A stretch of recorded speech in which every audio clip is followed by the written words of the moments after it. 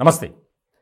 తెలంగాణలో ముఖ్యంగా కరీంనగర్ జిల్లాలో భూ కబ్జాలు, భూదందాలు, ప్రశ్నిస్తే దాడులు చేయటాలు ఇలాంటివి తరచూ ఎక్కువైపోయాయి. అంటే బీఆర్ఎస్ అధికారంలో ఉన్నప్పుడే ఇవన్నీ జరిగాయి.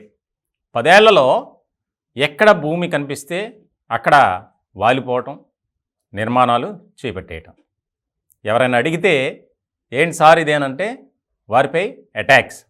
ఇది బీఆర్ఎస్ అధికారంలో ఉన్నప్పుడు జరిగినటువంటి తంతు.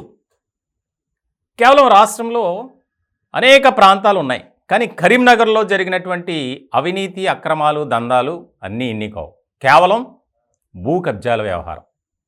ఇలాంటి సందర్భంలో ఒక కీలకమైనటువంటి పరిణామం చోటు చేసుకుంది. గులాబీ నేతలకు సపోర్టుగా నిలబడి భూ కబ్జాలకు తన వంతు సహాయ సహకారాలు అందించినటువంటి వ్యక్తిగా పోలీసులు అనుమానిస్తూ అదుపులోకి తీసుకున్నారు. ఆయన ఒక రెవెన్యూ అధికారి, కరీంనగర్ తహసీల్దారిగా పనిచేసేటువంటి చిల్లా శ్రీనివాస్. ఆయన్ను తాజాగా పోలీసులు అదుపులోకి తీసుకొని ఈ యొక్క భూదందాల్లో ఆయన కూడా నిందితుడిగా చేర్చారు. ఇంత కీలకమైనటువంటి పరిణామం చూడండి.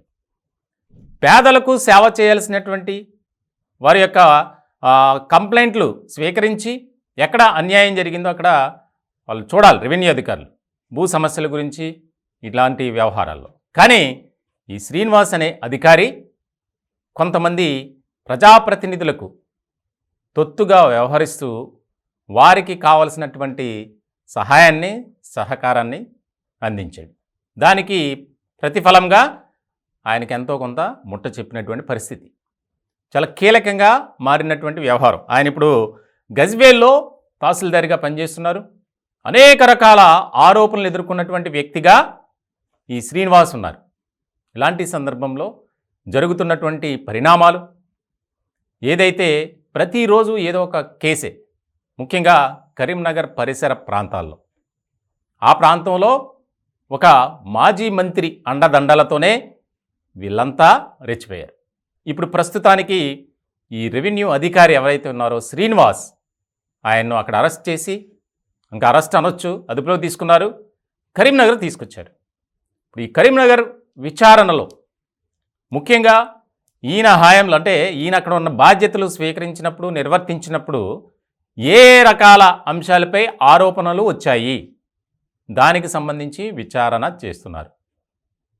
చాలా ముఖ్యమైనటువంటి అంశంగా మారింది. అంటే అధికార దుర్వినియోగం ఈయన చేస్తే అధికారాన్ని అడ్డు పెట్టుకొని మాకు ఎదురే లేదు, తిరిగే లేదు అనుకున్నారు కొంతమంది బీఆర్ఎస్ నాయకులు. ఇలాంటి సందర్భంలో ఇప్పటికే దాదాపు 20 మంది వరకు కరీంనగర్లో ఈ భూ కబ్జా కేసుల్లో అరెస్ట్ అయ్యారు. అందరూ కూడా ప్రజాప్రతినిధులే, ముఖ్యంగా బీఆర్ఎస్కు అనుకూలంగా ఉండేటువంటి నాయకులు. చూడండి, ఇప్పుడు ఈ శ్రీనివాస్ వ్యవహారం, ఇప్పుడు కరీంనగర్ వ్యాప్తంగా రెవెన్యూ అధికారుల్లో అలజడి ప్రారంభమైంది. ప్రతి ఒక్కరూ ఈ యొక్క భూ కబ్జా వ్యవహారాల్లో ఇన్వాల్వ్ అయి ఉన్నారు. తప్పదు కదా, అధికారిగా అతను చేయనంటే కుదరదు. ఇలాంటి సందర్భంలో ముఖ్యమైనటువంటి అంశంగా దీన్ని తీసుకొని విచారణ చేస్తున్నారు. ఈ యొక్క వ్యవహారాల్లో ఇంకా కొంతమంది బయటపడే అవకాశాలు కూడా స్పష్టంగా కనిపిస్తున్నట్లు మనకి సమాచారం అందుతుంది.